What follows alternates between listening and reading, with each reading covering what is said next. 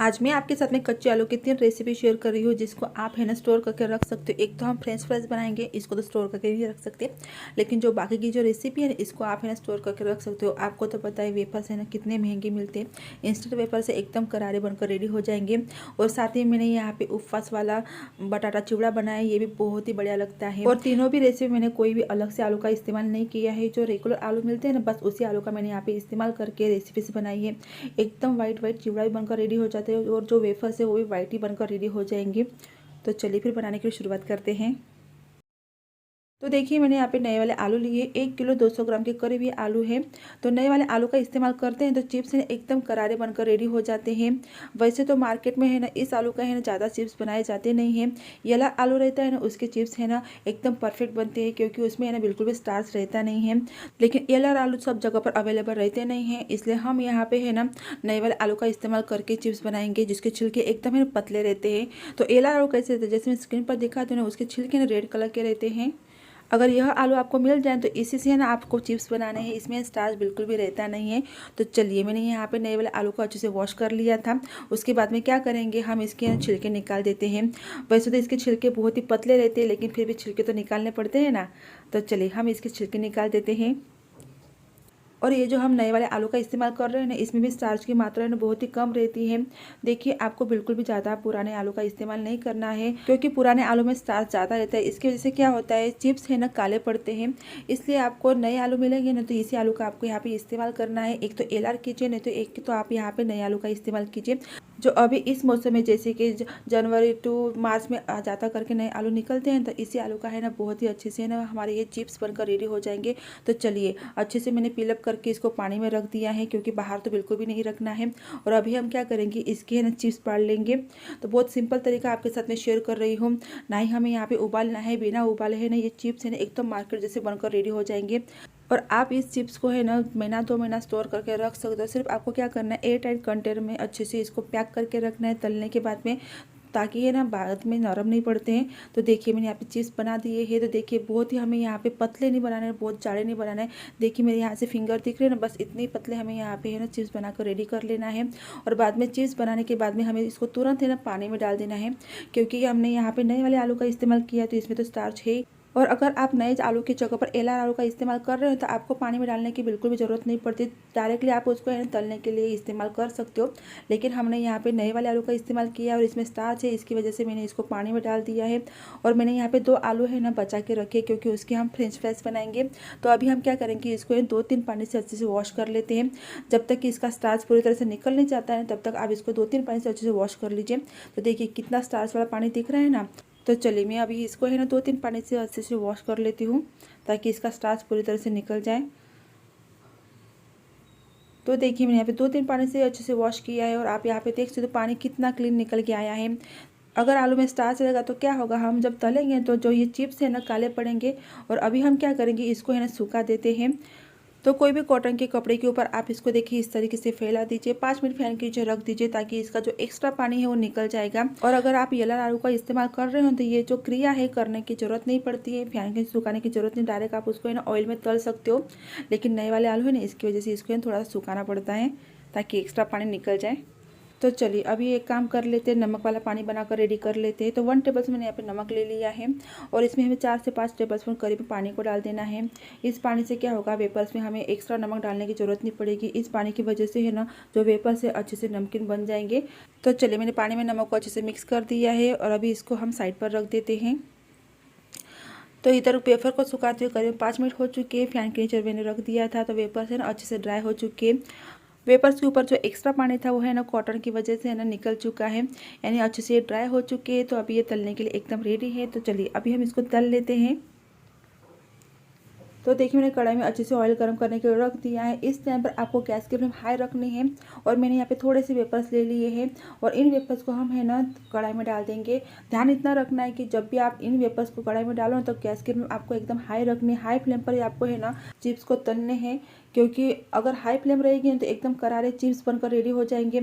अगर लो या मीडियम रखोगे तो जो चिप्स में है ना एक प्रकार का मॉइस्चर आ जाएगा, यानी कि वो करारे नहीं बनेंगे, थोड़े से हल्के से सॉफ्ट बन जाएंगे। और बाद में हम क्या करेंगे, इसके ऊपर पाव टीस्पून करीब है ना पानी डाल देंगे। ध्यान रखिए पानी जब आप डालो ना तो पानी के छींटे है ना उड़ते हैं, इसलिए आप है ना संभाल कर यहाँ पे पानी डालिए। इस तरह से अगर हम पानी डालते हैं तो चिप्स है ना अच्छे से है ना नमकीन बन जाते हैं। एक्स्ट्रा ऊपर से हमें नमक डालने की बिल्कुल भी ज़रूरत नहीं पड़ती है। और अच्छे से हाई फ्लेम पर जब तक ये वेफर्स करा नहीं होते तब तक आप इसको है ना अच्छे से तल लीजिए। सच मानिए ये वेफर्स 100% है ना करारे बनते हैं, जैसे मार्केट में मिलते हैं ना बिल्कुल उसी तरीके से है ना ये वेफर्स बनकर रेडी हो जाते हैं। तो 2 से 4 मिनट हो चुके हैं, हमारे वेफर्स एकदम रेडी हो चुके हैं। तो चलिए हम इसको निकाल देते हैं। और आप यहाँ पे देख सकते हो वेफर्स एकदम वाइट बनकर रेडी हो चुके हैं ना। बस इसी तरीके से मैंने यहाँ पे दूसरी बार भी अच्छे से तल लिया है। हाई फ्लेम रखिए, 3 से 4 मिनट में अच्छे से तल जाते हैं। तो चलिए दूसरी बार भी मैंने यहाँ पे निकाल दिया है और सेम इसी तरीके से बाकी के वेफर्स तल लेने हैं। तो चलिए जो हमने 2 आलू बचा कर रखे थे ना उसके ना फ्रेंच फ्राइज कट कर लेते हैं। पहले साइड साइड के जो एक्स्ट्रा आलू का जो पोर्शन है उसको कट कर लेते हैं। इस तरीके से क्या होगा, फ्रेंच फ्राइज का है ना बहुत ही परफेक्टली है ना शेप आ जाएगा। स्क्वायर आकार के हमारे ये फ्रेंच फ्राइज बनकर रेडी हो जाएंगे।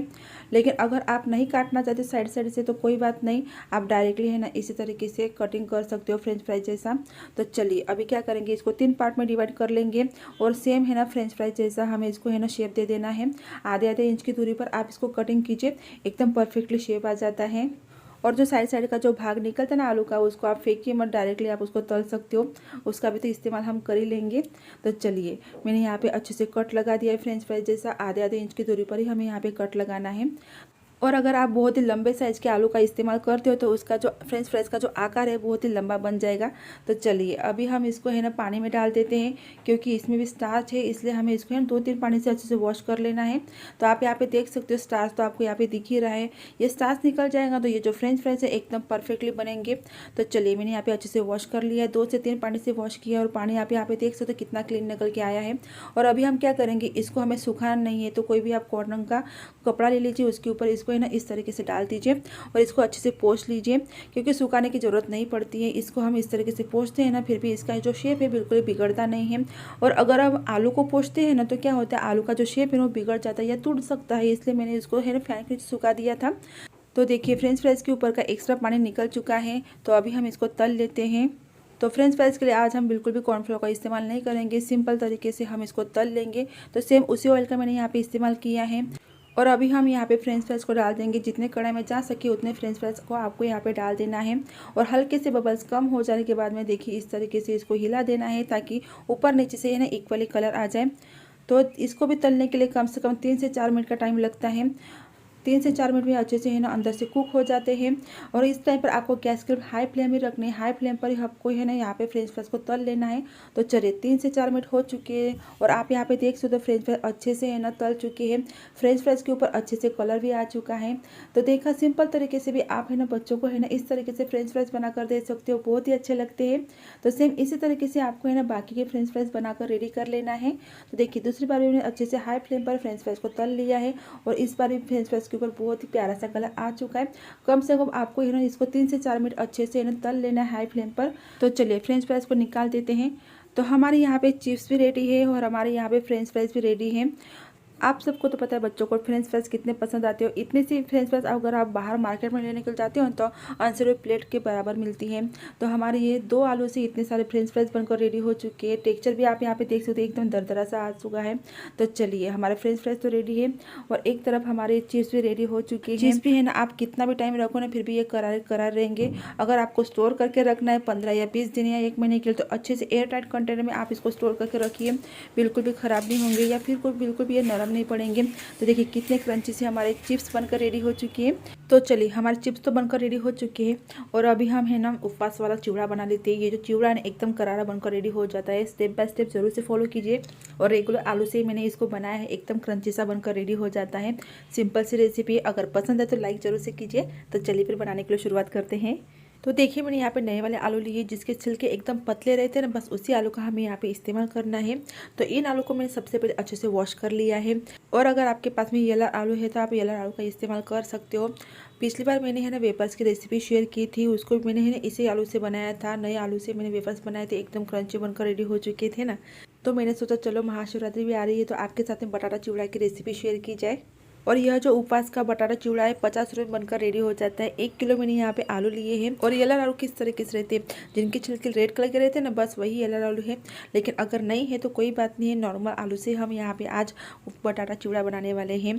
तो सबसे पहले क्या करेंगे, इसके जो छिलके है उसको निकाल देंगे, यानी कि आलू को है ना पील अप कर देंगे। तो देखिए मैंने पूरे पूरे आलू को यहाँ पे पील अप कर दिया है। और अभी हम क्या करेंगे, इसको है ना तुरंत है ना पानी में रख देंगे, क्योंकि हमने यहाँ पे येलो आलू का इस्तेमाल नहीं किया है, नॉर्मल आलू का इस्तेमाल किया है। तो इसमें ना स्टार्च तो रहता ही है। तो मैंने यहाँ पे सारे के सारे आलू को अच्छे से पील अप करके पानी में रख दिया है। और अभी हम इसको है ना किस लेंगे। तो देखिए मैंने आलू किसनी ली है। तो किसनी हमें कौन सी लेनी है, जो छोटे साइज़ के छेद रहते हैं ना वो वाली किसनी हमें बिल्कुल भी नहीं लेनी है। मीडियम साइज़ की किसनी भी नहीं लेनी है। जो बड़े साइज़ के छेद रहते हैं ना उसी किसनी का हमें यहाँ पे इस्तेमाल करना है। इससे क्या होगा, लच्छे ना बहुत ही अच्छे से निकल के आएंगे।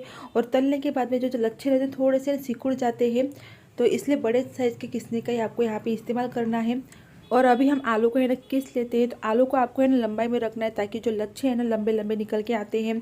अगर आप लंबाई में नहीं रखोगे तो जो लच्छे हैं ना वो एकदम छोटे साइज़ के लच्छे बनकर रेडी हो जाएंगे। इसलिए आप है ना लंबाई में रखिए, ताकि अच्छे से जो लच्छे हैं लंबे लंबे बनकर रेडी हो जाते हैं। तो देखिए मैं यहाँ पे एक बार चेक भी करके देख रही हूँ कि मैंने यहाँ पे आलू को लंबाई में रखा था ना, इसकी वजह से लच्छे ने एकदम लंबे लंबे निकल के आए हैं। तो अभी हम क्या करेंगे, इनको है ना तुरंत है ना पानी में रख देते हैं, क्योंकि है ना इस आलू में स्टार्च तो ज़्यादा ही रहता है। तो पानी में रखने से क्या होगा, आलू तो काले पड़ेंगे नहीं, और जो स्टार्च है वो भी पानी में निकल जाएगा। तो देखिए मैंने यहाँ पे सबके सब आलू को यहाँ पे किस लिया है, और सबके सब आलू को मैंने यहाँ पे पानी में रख दिया है। और आप अभी यहाँ पे देख सकते हो पानी में कितना सा स्टार्च है। तो अभी हम क्या करेंगे, इस लच्छे को 2-3 बार अच्छे से पानी से धो लेंगे, ताकि क्या होगा, स्टार्च तो निकलेगा ही, जो हमारे लच्छे हो बाद में काले नहीं पड़ेंगे। तो चलिए मैं इसको 2-3 बार अच्छे से पानी से धो लेती हूँ, ताकि एकदम क्लीन पानी निकल के आए। तब तक आप इसको 2-3 बार वॉश कर लीजिए। तो चलिए मैंने यहाँ पे वॉश कर लिया है। तो मैं इसे एक बार चेक भी करके दिखा, देखिए पानी बिल्कुल भी स्टार्च नहीं है। इतने तक आपको है ना अच्छे से लच्छों को धो लेना है। और अभी हम क्या करेंगे, इसको है सूखा लेते हैं फैन के नीचे, ताकि जो लच्छे के ऊपर का जो एक्स्ट्रा पानी है वो पूरा निकल जाए। तो देखिए मैंने पे एक कॉटन का कपड़ा लिया, उसके ऊपर इस लच्छे को मैं देखिए इस तरीके से फैला दूंगी, और कम से कम 5 मिनट के लिए मैं इसमें इसको फैन के नीचे सूखा दूंगी, ताकि एक्स्ट्रा पानी तो निकलेगा ही, और ये जो लच्छे एकदम ड्राई हो जाएंगे। तो चलिए 5 मिनट के लिए हम इसको फैन के नीचे रख देते हैं। तो देखिए करीब 5 मिनट हो चुके हैं, और आप यहाँ पे देख सकते हो लच्छे अच्छे से ड्राई हो चुके हैं, और इसमें जो एक्स्ट्रा पानी था वो कपड़े की वजह से नीचे निकल चुका है। तो अभी हम इसको एक छलनी के ऊपर निकाल देते हैं। और आप यहाँ पे देख सकते 2-3 बार अच्छे से पानी से वॉश करने के बाद स्टार्च तो निकला है, और जो मैंने इसको बाहर रखे हैं ना तो फिर भी ये काले नहीं पड़े हैं। तो स्टार्च की वजह से है ना, जो आलू वेफर्स या जो लच्छे रहते हैं वो काले पड़ते हैं। स्टार्च अगर पूरी तरह से निकल जाए ना, तो जो हमारी जो रेसिपी बनती है ना एकदम वाइट बनती है। तो चलिए अभी हम इसको तल लेते हैं। तो तलने के टाइम पर आपको गैस के फ्लेम एकदम हाई रखना है। हाई फ्लेम पर आपको है ना यहाँ पे लच्छों को तल के लेना है, और कढ़ाई में जितने लच्छे जाए उतने लच्छे आपको यहाँ पे डाल देना है। और बबल्स कम हो जाने के बाद में हमें इसको दूसरी तरफ पलटी कर देना है, ताकि दोनों तरफ से ना इक्वली कलर आ जाए। और जब तक लच्छे अच्छे से करारे नहीं होते तब तक आप अच्छे से इसको हाई फ्लेम पर तल लीजिए। तो करीबन 4 से 5 मिनट हो चुके हैं, और आप यहाँ पे देख सकते हो बबल से पूरी तरह से कम हो चुके हैं, और जो लच्छे हमारे अच्छे से करारे बन चुके हैं। तो चलिए अभी हम इसको निकाल लेते हैं। और सेम इसी तरीके से हाई फ्लेम पर आपको है ना बाकी के जो लच्छे उसको तल लेना है। तो आप यहाँ पे देख सकते हो एकदम करारे ये लच्छे बनकर रेडी हो चुके हैं, तब तक आप अच्छे से तल लीजिए। तो चलिए अभी हम इसको निकाल लेते हैं। और सेम इसी तरीके से मैंने यहाँ पे दूसरी बार भी लच्छों को तल लिया है, और सेम इसी तरीके से हमें बाकी के भी लच्छों को यहाँ पे तल लेना है। तो देखिए मैंने पूरे पूरे लच्छों को तल लिया है। तो मैं इसे एक बार चेक भी करके दिखाया, तो एकदम करारे हमारे ये जो लच्छे हैं बनकर रेडी हो चुके हैं ना। नॉर्मल बटाके से भी आप है ना इस तरीके से ना उपवास वाला चिवड़ा बनाकर रख सकते हो। तो चलिए बाद में मैंने यहाँ पे आधा कटोरी सिंगदाने लिए, उसको भी तल लेते हैं। और सेम उसी ऑयल का मैंने यहाँ पे इस्तेमाल किया है। और सिंगदाने अच्छे से करारे होने तक आप यहाँ पे तल लीजिए। 1 या 2 मिनट का ही टाइम लगता है, ज़्यादा टाइम नहीं लगता है। तो चलिए सिंगदाने यहाँ पे अच्छे तल चुके हैं, तो सिंगदाने को निकाल देते हैं। और आप यहाँ पे सिंगदाने की मात्रा कम या ज़्यादा कर सकते हो। तो चलिए यहाँ पे सिंगदाने अच्छे तल चुके हैं, उसको निकाल देते हैं। और से उसी कढ़ाई मैंने यहाँ पे थोड़े से ड्राई फ्रूट में काजू लिए, तो काजू को भी अच्छे से तल लेते हैं। तो चलिए हमारे काजू भी अच्छे तल चुके हैं, तो काजू को भी निकाल लेते हैं। और सेम उसी कढ़ाई मैंने यहाँ पे मिर्ची ली है, तो तीखा आप अपने हिसाब से कम या ज़्यादा यहाँ पे कर सकते हो। तो 5 से 6 मैंने यहाँ पे मिर्ची को बीच में से कट लगा दिया है, उसको डाल देंगे। ध्यान इतना रखना है कि इस चिवड़े में जो मिर्ची या कड़ी पत्ता है अच्छे से करारे तल के हो जाने चाहिए। और अगर इनमें मॉइस्चर रहेगा, जो हमारा जो चिवड़ा है बाद में है ना सॉफ्ट हो सकता है, इसलिए सब जिन्नस को आपको यहाँ पे एकदम करारे तल के लेने हैं। तो लीजिए मैंने यहाँ पे कड़ी पत्ता भी ले लिया है, कड़ी पत्ता को भी अच्छे से हमें करारे होने तक यहाँ पे तल के लेना है। और इस बटाटा चिवड़ा को आप महीना 2 महीना स्टोर करके रख सकते हो, कोई भी खराबी नहीं होती। ध्यान इतना रखना है कि अच्छे से बटाटा को जो कि से तल के हो जाने चाहिए करारे होने तक, और जो कड़ी पत्ता और जो मिर्ची है अच्छे से इनको भी अच्छे तल के लेना है। तो उपवास का जो बटाटा चिवड़ा है बाद में है ना सॉफ्ट ही बनता है। तो चलिए सब जिन्नस को मैंने अच्छे से तल लिया है, और सबसे पहले हम सब जिन्नस को ठंडा होने देंगे, उसके बाद में मिक्स कर लेंगे। तो चलिए सब जिन्नस अच्छे से ठंडे हो चुके हैं, तो सब जिन्नस को हम है ना बटाटा के किस के ऊपर डाल देते हैं, और बाद में टेस्ट के अकॉर्डिंग हम यहाँ पे नमक को डालेंगे। ध्यान रखिए इस चिवड़े में है ना ज़्यादा नमक का इस्तेमाल किया नहीं जाता है, इसलिए पाव टीस्पून ही आप यहाँ पे नमक को डालिए। और ये जो बटाटा चिवड़ा है मीठा रहता है, इसलिए मैं यहाँ पे 3 टेबलस्पून पीसी हुई शक्कर को डाल दूंगी। तो 3 टेबलस्पून डालेंगे तो एकदम इनफ हो जाता है। तो देखिए 1 किलो बटाटे में हमारा यहाँ पे 1 किलो से ऊपर है ना बटाटा चिवड़ा बनकर रेडी हो चुका है। बहुत ही सिंपल सी रेसिपी है, एकदम स्टेप बाय स्टेप बनाओगे तो आपके आगे जो भी चिवड़ा है एकदम करारा बनकर रेडी हो जाएगा। और इस चिवड़े को आप है ना उपवास के टाइम पर यूज कर सकते हो, ऐसे तो खा ही सकते हो, लेकिन उपवास में ज़्यादा करके इस चिवड़े का है ना इस्तेमाल किया जाता है खाने के लिए। तो चलिए मैंने हल्के हाथों से सब जिन्नस को मिक्स कर दिया है, और ध्यान रखिए हल्के हाथों से मिक्स करना है ताकि लच्छे टूटने नहीं चाहिए। तो देखिए कितने करारा हमारा ये बटाटा चिवड़ा बनकर रेडी हो चुका है, और आप इसका आवाज़ भी सुन सकते हो, एकदम करारा ये जो बटाटा किस है ना बनकर रेडी हो चुका है। तो दोस्तों आपको मेरी आज की रेसिपी कैसी लगी मुझे कमेंट करके जरूर बताइए। इस महाशिवरात्रि पर जरूर से इस चिवड़ा को बनाइए, बहुत ही अच्छा बनता है। और अगर रेसिपी आपको जरा सी भी अच्छी लगी तो एक लाइक देना मत भूलिए। चैनल पर नए होंगे चैनल को सब्सक्राइब करके बेल आइकन जरूर से प्रेस कर दीजिए, और आपके प्यारे प्यारे कमेंट करना मत भूलिए। तो चलिए फिर मिलेंगे next video. Bye bye, take care and thank for watching. धन्यवाद।